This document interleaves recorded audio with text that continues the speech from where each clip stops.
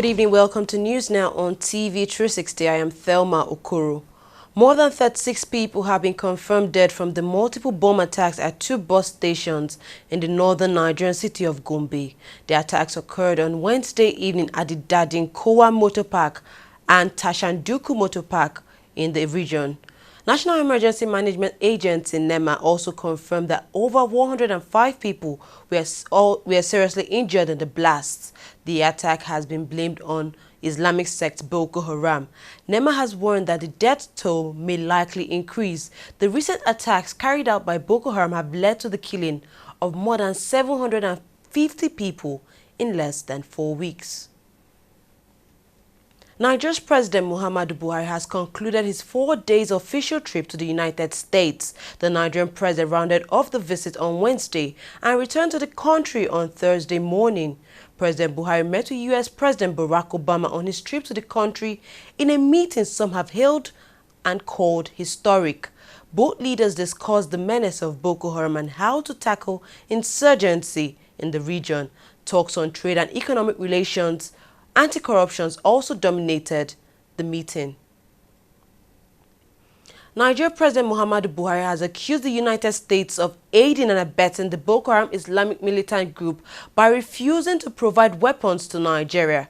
While speaking to members of the U.S. Institute of Peace on Wednesday during his 4-day visit to the U.S., President Buhari said the United States, on the grounds of unproven allegations of human rights violations leveled against Nigerian troops, has denied the country access to appropriate strategic weapons. The U.S. law called the Leahy Law prevents the U.S. government from selling arms to countries which fail to tackle human rights abuse. Buhari said troops have remained largely impotent because they do not possess the appropriate weapon and technology to tackle the Boko Haram sect. Still on President Buhari, he says he will not extend his corruption probe beyond the administration of former President Goodluck Jonathan. This is according to the presidency. Since assuming office, Buhari has consistently vowed to investigate and bring to book persons who looted the country's fund. But Femi Adesina, who is the president's spokesperson, said the anti-corruption war would be limited to the immediate past administration in the country and will not include the administrations of former Presidents Olusegun Obasanjo, Abdulsalam Abubakar, Sani Abacha, and Ibrahim Babangida. The Nigerian Governors Forum says it would sit with President Buhari to fashion ways to deal with the country's worsening economic situation. Briefing newsmen after their latest meeting, Chairman of the Forum and Governor of Zamfara State, Abdulaziz Yari, said the Forum is also disturbed by the continued slide in the value of the Naira, and the governors are ready to work with the federal government to address the situation. To discuss with the President to seek the lasting solution on worsening our macroeconomic challenges confronting the nation, more especially on the foreign exchange stability. The Forum pledged to work with the President to ensure a coherent policy action that will create a clear policy direction for the country and stimulate domestic production. Collaborate with the federal government to ensure that the National Health Act is operational and 1% funding for the primary health care is provided for in the budget. Sequel to the presentation made by the country director of country representative of Bill and Melinda Gates Foundation, agreed to aggressively support the total eradication of polio in the country, and also to inform our brothers in the media that yet the federal government did not give any bailout to any of the states. What has been shared last time was money from LNG and Shell. And as we have been saying, we have not been looking for bailout.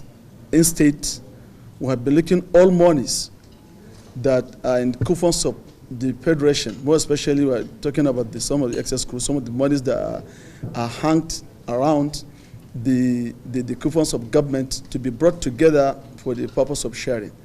And the CBN governor raised some issues that taking the monies from those accounts, more especially when our reserves are going down, will affect the exchange rate, and also the naira will have pressure. So they decide to make the naira available or equivalent so that those can be taken as loan to state for these issues that there are some of us that are facing for the salaries, and also the federal government at the same time.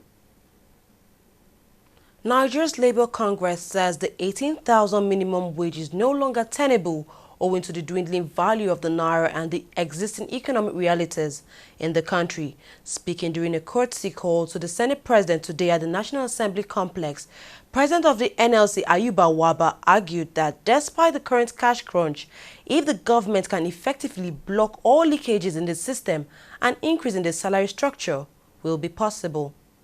Holistically, we have to look at what is realistic.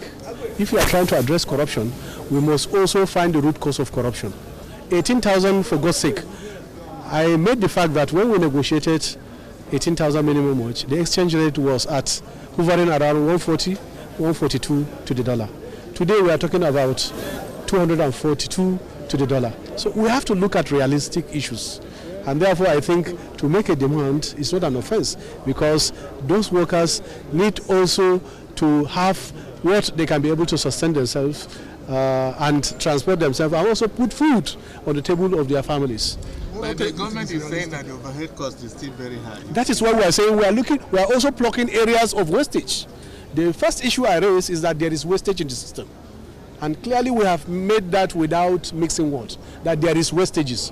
And therefore these wastages and corrupt practices must be addressed so that there will be enough to drive the process of development and also make sure that services are being rendered. Meanwhile, Senate President Bukola Saraki says he shares the position of the Nigerian Labour Congress that if corruption was decisively tackled, it would save the country money that would be used to increase salaries of workers in the country. He, however, said the workers themselves must also ensure they shun corruption. Saraki was speaking when he received a delegation of the NLC at his office in the National Assembly today. It is time for all of us, both those of us, National Assembly, the executive, and the workers as well, that we must show serious commitment. It's not superficial or headline approach, because at the end of the day, I mean, to our workers, when you talk about oil theft, we have workers at the terminals. We have Nigerian workers who are at the terminals, who surely must know when this thing is going on. I think what we have now, we have a great opportunity that we have leadership right at the top, led by the President Buhari, that we believe has a political will to do it right. So the excuse before, where people will say, well, even if I bring it up, the system is corrupt right from the top, nothing will happen. I think that excuse has gone now. Yeah. We are showing you that at the executive side, we have elected President do it. I'm making a commitment on behalf of the National Assembly, led by myself, that we are committed to do that. And I think for some of us, I was one single-handed in 2011 that opened this lead that everybody's talking about now, point subsidy of 1 point something trillion. But at the end of the day, who are those people who are working in this place? They are workers. They are not workers from anywhere else. So I think I will also throw the challenge that now that you are getting the message that the political leadership is ready to take on this thing called corruption, then I think we need the cooperation of our workers who know it all. They see it happen. They know. And when you even look at the corruption agencies, we told you, you find that 80% of some of the cases are cases at the state level. You hardly see where people at the real NG room, which is an NPC, or where most of this oil is being, where there are cases of some of these corruption cases. And I think it's time for us, let us fight this thing collectively, and and I'm sure that when we begin to do that, but I want to assure you, my colleagues are here in the December, that you have a partner in that area. We must get our refineries to work. We must be able to fight the corruption that's going on in the area of imports. People that have no business in importation or fuel are given the importation of fuel. They don't have petrol station, they don't have a storage facility, they are not, meanwhile they can go get the document, go to triple PRA, and they collect billions. And the documents at the ports, they are workers at our ports. When a vessel comes in, it's only 20,000, they discharge 5, they carry 15 away, our workers too will sign and say it is 20 that was discharged. So we all have collective responsibility here. And I think that my view about this is that we should all open a new page and let us, and I said that election that happened in March, I think it's a new page we have all opened, and all the response, all of us. Because if we want to stop this corruption, the era of subsidy, with your labor, we can stop it tomorrow. The question is that you challenge us, you bring those who are carrying this in out and see whether they will get the protection of those in office. And I think that is why a couple of weeks ago, we met with the central bank here for 2.5 hours to discuss issues. There's no doubt about it that the area of supply and the area of demand, from the crash of the crude oil price, we have challenges on supply. And that is the more reason why we must diversify our economy and ensure that there are other sources. And then also we must reduce the demand. The demand in the sense that every single thing is important. When there are opportunities, as some of us were in state governments, we had the opportunity in driving the issue of agriculture. There is no reason why Nigeria as a country will continue to import sugar, continue to import rice, so many of these things that we continue to do. And we must be ready to make those commitments. And we are ready to make the laws that will encourage investment in these areas. Still on the issue of wages, workers in Osun State, southwest Nigeria, are set to resume the industrial action previously embarked upon over the non-payment of workers' salaries. The civil servants in the state resumed work earlier this month after more than 7 weeks on strike due to unpaid salaries by the state and local government. However, labor leaders in the state have now vowed to continue with the ongoing industrial action until the state government fulfills all the points raised in the agreement, reading the Memorandum of Understanding signed with the workers on payment of the 2-month salaries. Bayo Adejumo, who is the state chairman of the Joint Negotiating Council, JNC, maintained that workers will not resume to work until the full payment of January and February salary is implemented. The National Agency for Food and Drug Administration and Control, Navteq, has denied reports accusing its Director General, Paul Ohi, of misappropriating funds. Navteq, in a statement released on its Facebook page on Thursday, slammed the allegation, discrediting the report. The corruption allegations were leveled against him by a former Director of Finance in the agency, Ademola Mogbojuri. According to Mogbojuri, the Navteq boss misappropriated some of the agency's funds by ways of fictitious contracts as well as inflation of contract fund. Or he has also defended himself, saying due process and transparency was followed in the award of contracts by the agency. Speaking to journalists Wednesday in Abuja, he described the claims as false and an attempt to cast him in bad light as he has led the agency in a transparent manner. Governor of Plateau State Simon Lalong has appealed to the Tertiary Education Trust Fund, TETFUND, to extend its interventions to the Plateau State University, Polytechnic and College of Education. Speaking on Wednesday in Abuja during a visit to the office of TETFUND, the governor called on the body to aid the education sector of the state, which has been plagued with some difficult challenges. Since assumption of office, we have begun addressing the issues of putting in place a governance structure for the institutions that will ensure that funds released to them are judiciously utilized in line with my administration's resolve to non-interference and respect for the rule of law. In the light of these facts, this courtesy visit is to express our appreciation to the Executive Secretary, management and entire staff of the TETFUND for the different forms of funding support to the beneficiary state-owned tertiary institutions. In assuring you of the resolve and commitment of my government to also complement the efforts of your organization, I wish to avail you myself of this rare opportunity to present some challenges and requests for your kind consideration approval towards ensuring sustainable development. You know, we're always Oliver Twist. To get, and we'll continue to ask for more. I really appreciate what has been done so far, but as Oliver Twist, we'll ask for more. I can assure you, sir, that in whatever way it's possible, through the intervention that emanate from our resources generated from our 2% tax, we will be very happy to play a role in supporting your vision for sustainable development of Plateau State. And we appreciate the fact that education is a pivot in this respect. Human capital development remains an important one, and we believe that underlines your attaching importance to education that has made you create time to visit us here.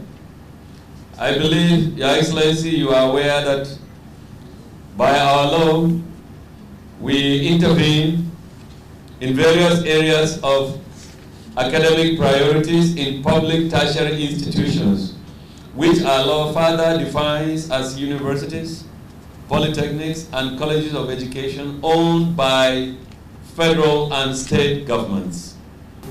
We believe, Your Excellency, that if it's possible for us, even if we have done anything in your state, we are determined to continue to do more, and we will welcome if you think you have ideas as to how we will deepen our intervention and support in your institutions, and I believe even the federal institutions based in Plateau State.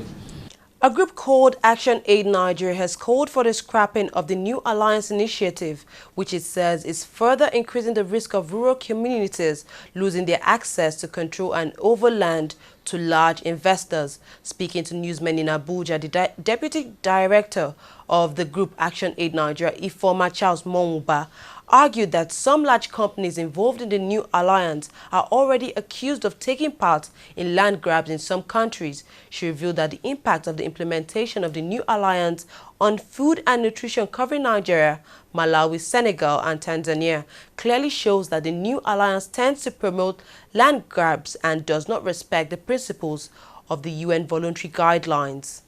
This meeting basically is to showcase the UN voluntary guidelines for land tenure and responsive land use, and basically to simplify it, to make the Nigerian public aware that these guidelines exist and that Nigeria has signed on to it, and how this can be used to look at our land policies within the country and make sure that our land policies comply, with these guidelines, because these guidelines are basically set out to protect the land rights of the poor, especially women smallholder farmers. Before you begin to displace anybody off their land, they need to give an informed consent. And this means that they need to know what they're going to use their land for and willingly give of that land. And that when they do, whatever compensation that has been agreed with them, that compensation needs to be paid up in full. They don't need to be chasing up anybody to get those compensation. If it means giving them an alternative land, then that land needs to be ready before you take over their own land. It requires the private sector who is investing to ensure that all of these issues have been sorted out before they go in there to begin to displace people from their land. It requires the government to protect the rights of the citizens who originally owned this land. It requires community leaders to make sure that everybody in the community is involved and consulted in deciding what to do with this land. Not some people in the community taking the decision, collecting the compensation, and others hearing about it after. It requires inclusiveness and participation of all stakeholders. We'll take a short break now. When we come back, we'll look at more news stories. Every day, every hour, and every minute, news break in Nigeria. Things happen so fast, it's most times difficult to track and comprehend them. But that's what we do right here on TV360. 2015, would you want to come back again? It's like asking Jesus Christ if he knew he was going to die, will you want to come back as the savior of the world again? We do not just help you track the stories, we break them down. explore all the angles, analyze the issues so that you can fully comprehend the stories and use them to make the right decisions.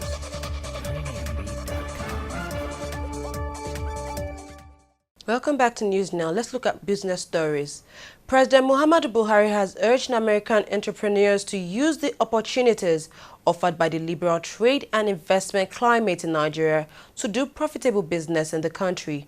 Speaking during his just concluded visit to the U.S. at a business forum organized by the United States Chambers of Commerce and Corporate Council on Africa, Buhari said his administration would continue with the federal government's privatization program in various sectors of the economy. According to him, the privatization exercise will be expanded to include the nation's aviation, telecommunication, energy, gas, and other sectors.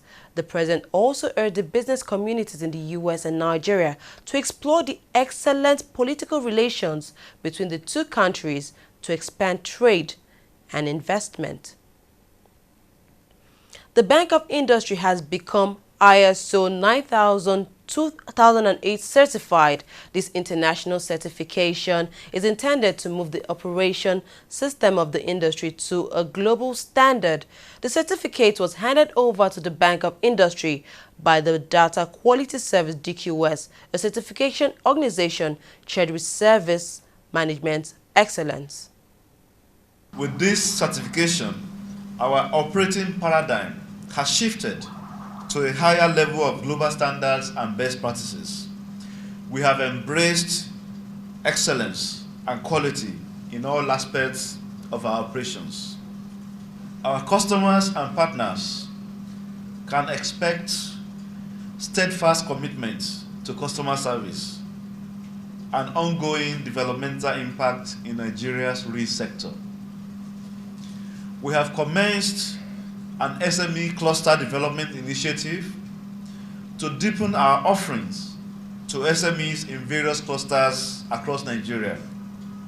In this regard, we have introduced the Cottage Agro-Processing Cap Fund for agro-processors of farm produce such as cassava, plantain, groundnut, shea nut, etc.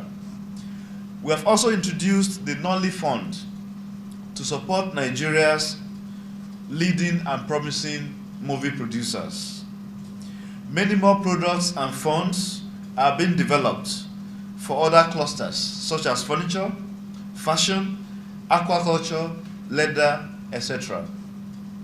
We are determined to support Nigeria's real sector and to make a difference in the financing and support of our SMEs. Transforming an organization to be remarkable and to be worth talking about is what really is going to make business successful and organization successful in future. With ISO 9000 and with all of the participation in actually getting that platform going and that visa, as was explained, it's really now the benchmark and the platform for moving towards sustainability. I am very impressed in looking at the management teams and looking at the individuals that I've met in the last hour or so, and I must say that I go to quite a lot of organizations, but one thing that I'm particularly proud in is that we don't have to stand back for anyone in the world. We have organizations in Africa that really makes a difference, and we should stick to that. Oil prices remained steady on Thursday amid an oversupplied market. The opposing forces of a weaker dollar and evidence of rising U.S. crude stockpiles kept the oil price steady. Crude oil stocks in the United States rose by 2.5 million barrels just last week. Brent crude was down 11 cents at $56 a barrel. The price of Brent has fallen by about 12% in July, its largest monthly fall since March, plummeted by concern about the ability of the global economy to absorb a surplus of oil. U.S. President Barack Obama is set to visit Kenya, his father's homeland. The U.S. president will travel to the Kenyan capital later this week to address the 6th Global Entrepreneurship Summit, which holds between July 21st and July 26th.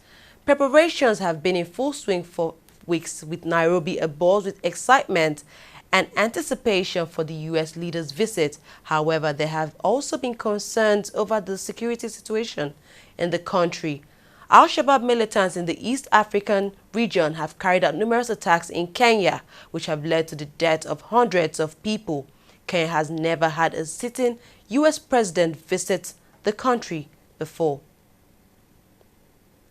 To sports stories now, the Nigerian Football Federation (NFF) has hit back at Congo coach Claude Leroy after he claimed that his team were treated poorly when they arrived in Nigeria. The Frenchman was angry at what he perceived as poor treatment of his side as they prepared for their Olympic qualifier against Nigeria.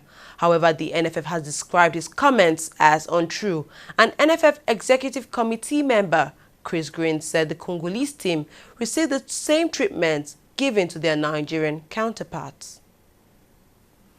Arsenal manager Arsene Wenger has admitted that the thought of retirement makes him panic and insists that he has no plans of retiring just yet.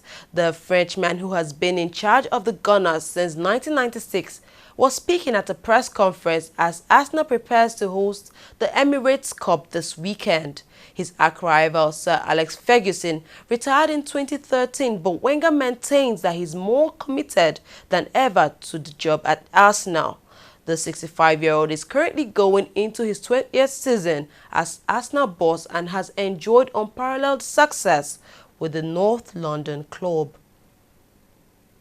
We've come to the end of news now. We thank you very much for joining us. I am Thelma Okoro.